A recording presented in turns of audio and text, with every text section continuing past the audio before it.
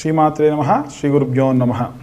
తదుపరి కన్యారాశి 2025 ఫిబ్రవరి మాసంలో కన్యారాశి వారికి ఎలా ఉంటుందో ఇప్పుడు మనం తెలుసుకుందాం. మనకి లగ్నము, అలాగే పంచమ స్థానాలు, అలాగే నవమ స్థానం, లగ్న పంచమ నవమ స్థానాలు చాలా చాలా కీలకం. అలాంటి విషయానికి వస్తే వీరి యొక్క జాతక రీత్యా అంటే గోచార రీత్యా ఇప్పుడు నడిచేటువంటి గ్రహ సంచారాన్ని బట్టి పంచమ స్థానంలో సూర్యుడు అలాగే బుధుడి యొక్క కలయికతో ఉన్నారు. అధికరణ సిద్ధి అంటే మీరు చెప్పింది మీ మాట చెల్లుతుంది, ఖచ్చితంగా మీరు అన్న పనులు అవుతాయి, ఏమైనా సరే అడ్మిన్ పవర్స్ అనేటువంటివి ఉంటాయి, కొత్త కొత్త కీలకమైన మార్పులు తీసుకుంటారు, మీరు చెప్పినటువంటి మాటే ఖచ్చితంగా నెగ్గుతుంది, అన్నీ కూడా బాగానే ఉన్నప్పటికీ మానసికమైనటువంటి ఒత్తిడి, మానసికమైనటువంటి బాధ ఉంటుంది. హనుమాన్ చాలీసా లేదా ఆంజనేయ స్వామి యొక్క నామస్మరణ చేయడము, హనుమాన్ చాలీసా చదవడం కానీ ఇలాంటివి ఏవైనా సరే చేయడం కానీ చాలా చాలా మంచిది. ఇక ఆంజనేయ స్వామి దేవాలయానికి వెళ్ళి ప్రదక్షిణలు చేయడం కూడా మంచిది. ఇవన్నీ కూడా చెప్పేది ఖచ్చితంగా గోచార రీత్యా మాత్రమే. ఎవరికైనా మీ పర్సనల్ జాతకం తెలుసుకోవాలంటే దాన్ని బట్టే మేము ఫర్దర్గా డీటెయిల్గా చెప్పగలం. ఇప్పుడున్న గోచారాన్ని మ్యాచ్ చేస్తూ మీకు ఈ నెల ఎలా ఉంటుంది, వచ్చే నెల ఎలా ఉంటుంది, వచ్చే సంవత్సరం ఎలా ఉంటుంది, వచ్చే దశాకాలం ఎలా ఉంటుందో వరకు మేము చెప్పగలం. అయితే ఖచ్చితంగా విద్యార్థుల విషయానికి వస్తే కాన్సన్ట్రేషన్గా మీరు చదువుకోవడం, కాన్సన్ట్రేషన్గా మీ పనులు మీరు చేయడం, ఎటువంటి ఆటంకాలు ఉండవు. అయితే చాలామంది ఐసైట్ ప్రాబ్లంతో ఉన్న పిల్లలు కొంతమంది ఉంటూ ఉన్నారు, విద్యార్థులు కొంతమంది ఉన్నారు. వారికి సంబంధించి వీలైతే ఆవు నెయ్యితోని దీపం వెలిగించి దాన్ని తీక్షణంగా చూస్తూ ఉండడం వల్ల మీ కంటికి సంబంధించినటువంటి ఇబ్బందులు ఏవి కూడా లేకుండా ఉంటాయి. అది చీకట్లో ఇలా చేయండి. విద్యార్థులకు ఐసైట్ ప్రాబ్లమ్స్ అనేవి తగ్గే అవకాశం ఉంది. అలాగే ఎవరైనా సరే గృహిణుల విషయానికి వస్తే మీరు హడావిడిగా చేసిన పనులు ఎన్నో సక్సెస్ అవుతూ ఉంటాయి. కాన్సన్ట్రేషన్ పెట్టి చేసిన పనులు అవ్వవని మీ ఫీలింగ్. చాలామంది ఇలా అనుకుంటూ ఉంటారు. అలా ఏం లేదండి, మీరు హడావిడిగా చేసినా కాన్సన్ట్రేట్గా చేస్తారు. అది చాలామందికి తెలవని విషయము. మీరు ఎప్పటిలాగానే మీ పని మీ ధోరణిలోనే మీరు వెళ్ళండి, ఎటువంటి ఇబ్బంది ఉండదు. అలా ఎవరైనా సరే ఉద్యోగస్తుల విషయానికి వస్తే ఉద్యోగస్తుల దగ్గర ఉన్నటువంటిది ఏమిటనంటే రికార్డ్ మెయింటెనెన్స్, కరెక్ట్గా పని ఎలా ఏ టైంకి ఏ టైం చేశాము, ఇంక్రిమెంటల్ సేవ్స్ ఎలా చేశాము అనేటువంటి ధోరణి బాగా ఉంటుంది. వీరు చేసి అంటే ఏదైనా తప్పు జరిగింది, పొరపాటు జరిగింది, ఎట్టి పరిస్థితుల్లో వీళ్ళకి మాత్రం మాట రాకూడదు అనేటువంటి ధోరణి. ఇది మంచి పద్ధతి. అలాగే మీరు ముందుకు వెళ్ళండి, ఎటువంటి ఇబ్బందులు ఏమి ఉండవు. ఇక వ్యాపారస్తుల విషయానికి వస్తే గనక పిసినారితనం వ్యాపారం చేసే వాళ్ళకి అంత అనుకూలంగా ఉండదు. నేను చాలామంది ఈ రాశిలో ఉన్న వాళ్ళు కొంతమంది వ్యాపారం చేసినప్పుడు చూశానండి, చిన్న చిన్న వాటికి కక్కుర్తి చూపించడం వల్ల ఇబ్బంది. అంటే కవర్లో వేసిస్తే అన్ని సామాన్లు చిన్న కవర్లో వేసిద్దామని చూడడము, మన దగ్గర ఖాళీగా పడున్న ఒక కాటన్ డబ్బాలో సామాన్లు పెట్టిస్తే అయిపోయేది. అలా కాకుండా ఏం కాదు వాళ్ళని సంచి తెచ్చుకోమని చెప్పి ఒక చిరిగిపోయిన బస్తాలో వేసి ఇవ్వడం, ఇలాంటివి ఏమన్నా చేస్తే నేను చెప్పింది ఎవరైతే అలా చేస్తారో వారికి ఇబ్బంది. అలా కాకుండా మీ వ్యాపారానికి సంబంధించి మంచి పేరు వస్తుంది, అలా ఒక రూపాయి వదిలినా సరే మనకు మంచి పేరు రావాలి, నలుగురికి తెలవాలనుకున్న వాళ్ళందరికీ కూడా బాగుంటుంది.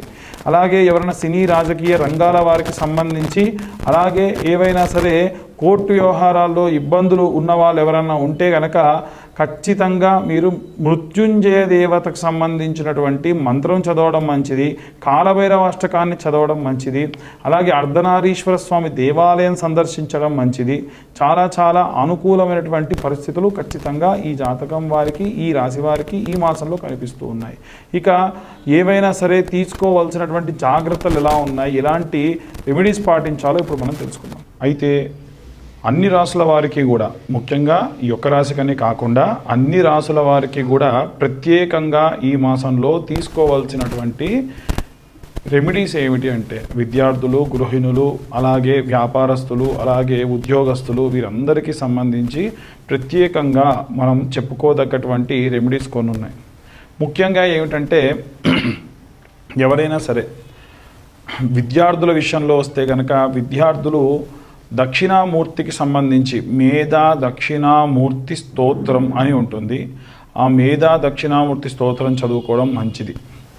గృహిణులంతా కూడా వీలైనంత వరకు కూడా సంక్రాంతి సమయంలో మీరు ఎప్పుడైతే పొంగలి వండుతారు కదా, ఆ సమయంలో ఎలా అయితే మీరు నైవేద్యం వండి నివేదన చేస్తారో అలా ప్రతి వారము శుక్రవారం నాడు, వారంలో శుక్రవారం నాడు అమ్మవారికి పొంగలి అంటే తీపి పొంగలి నైవేద్యంగా పెట్టండి, చాలా మంచిది. అలాగే విశేషంగా ఎవరైనా సరే ఉద్యోగస్తులు ఎవరైనా ఉంటే, ఉద్యోగస్తుల విషయానికి వస్తే బాగా ఇబ్బందుల్లో ఉన్నాం మేము, మాకు చాలా దారుణమైనటువంటి పరిస్థితి ఈ వారంలో కనిపించేటువంటి అవకాశం ఉంది అనుకున్న వాళ్ళు ఎవరన్నా ఉంటే గనక తీసుకోవాల్సినటువంటి జాగ్రత్త ఏమిటంటే కనకపుష్యరాగం అనే ఉంగరం ఉంటుంది. ఈ కనకపుష్యరాగం ఉంగరము మనకి 1200 రూపాయలు ఒక క్యారెట్ చొప్పున ప్రారంభమయ్యి 5000 వరకు కూడా ఉంటుంది. 1200 రూపాయల క్యారెట్ అనేటువంటిది సరిపోతుంది. అలా 1200 రూపాయల క్యారెట్ ఉంగరం 3 క్యారెట్ల నుంచి 4.5 క్యారెట్లు, అంటే వారి హైట్ని బట్టి. ఉదాహరణకు అతను కానీ ఎవరైతే మీ జాతకంలో గురువు బాలేదు అనుకున్న ఉద్యోగస్తులు ఎవరైతే ఉన్నారో వారు గనక 5.5 అడుగులు మించుంటే 3.5 క్యారెట్లు, 5 అడుగులు లోపు ఉంటే గనక 3 క్యారెట్ల ఉంగరము వెండిలో కానీ పంచలోహాల్లో కానీ పెట్టుకోవాలి, బంగారంలోనే పెట్టుకోవాల్సిన అవసరం కూడా లేదు. అలాగే విశేషంగా ఎవరైనా సరే వ్యాపారస్తులు ఉంటే గనక వ్యాపార స్థలంలో ప్రతిరోజు కూడా ఇప్పుడు నేను చెప్పేటువంటి రెమెడీ చేయండి. చాలామంది వ్యాపారస్తులకు మనం ఎప్పుడు చెప్పేది ఏంటంటే శుక్రవారం నాడు చేయమంటాం కదా, అలా కాకుండా గురువారం నాడు ఇప్పుడు నేను చెప్పే రెమెడీ చేయండి. మామూలుగా మనకు బయట ధూప్ కప్స్ దొరుకుతాయి, అవి తెచ్చి వెలిగించుకొని ఉత్తరం వైపు తిరిగి తెల్ల ఆవాలు ఉంటాయి కదా, తెల్ల ఆవాలు అలాగే సాంబ్రాణి 2 కలుపుకోండి.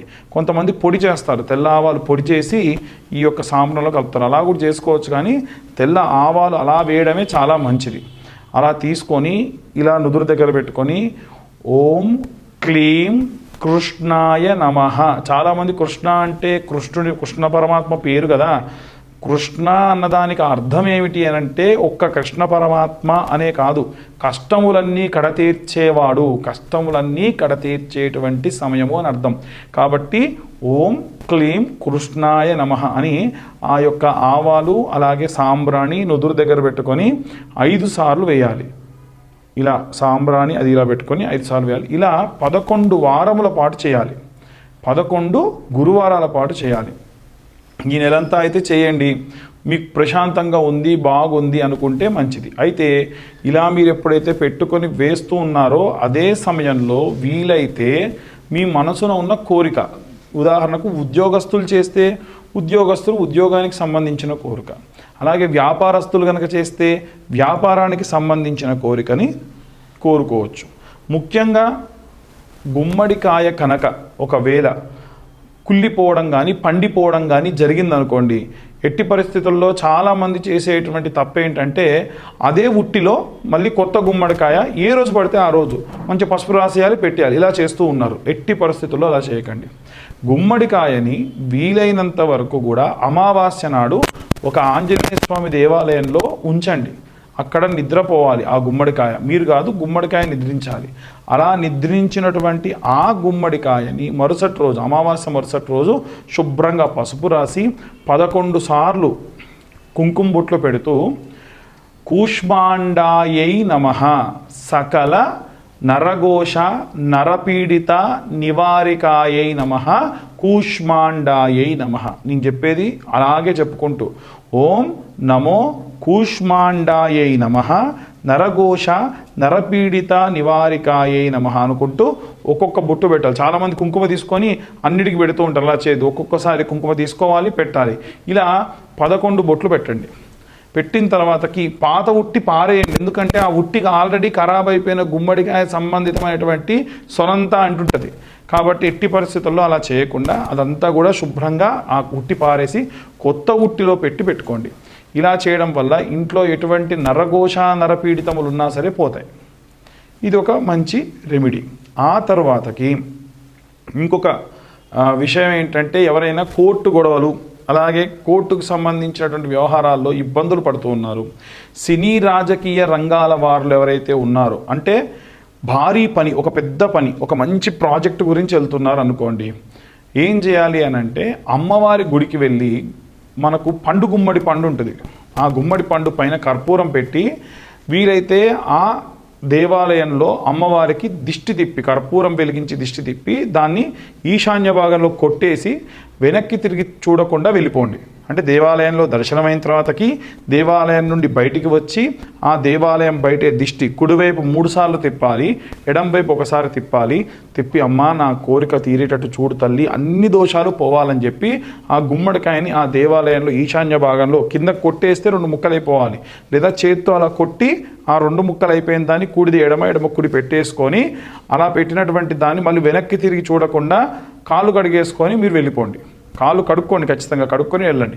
ఇలా చేయడం వల్ల ఎవరైనా సరే కోర్టు పనులకు వెళ్తున్నటువంటి వాళ్ళు కానీ, విడాకుల కోసం ఇబ్బంది పడుతూ చాలామంది ఇబ్బందులు పడుతున్న వాళ్ళు కానీ, ఎవరైనా సరే అనవసరంగా మీ పైన వచ్చినటువంటి ఆ కేసు పోవాలంటే కూడా ఈ రెమెడీ పాటించడం చాలా చాలా చాలా ఉత్తమం.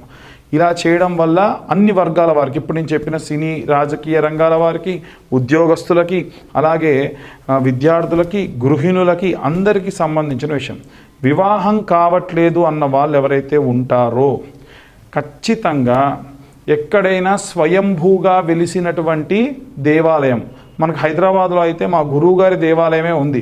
భక్తాంజనేయ స్వామి దేవాలయం అని 100 సంవత్సరాల క్రితమే అక్కడ స్వామివారు ఎప్పుడు వెలిసారో తెలియదు, పిడుగుపడి ఒక కొండ ఇంకో కొండను ఢీకొంటే ఆయన వెలిశారు. కొత్తపేట భక్తాంజనేయ స్వామి దేవాలయం అని మీరు ఆన్లైన్లో కొడితే వస్తుంది. మళ్ళీ మాకు ఫోన్ చేసి అడిగే పని లేదు, మీరు ఆన్లైన్లో భక్తాంజనేయ స్వామి దేవాలయం కొత్తపేట మారుతి నగరం కొడితే వస్తుంది. ఆ దేవాలయంలో మంగళవారము శనివారము విరివిగా ముడుపులు కడుతూ ఉంటారు.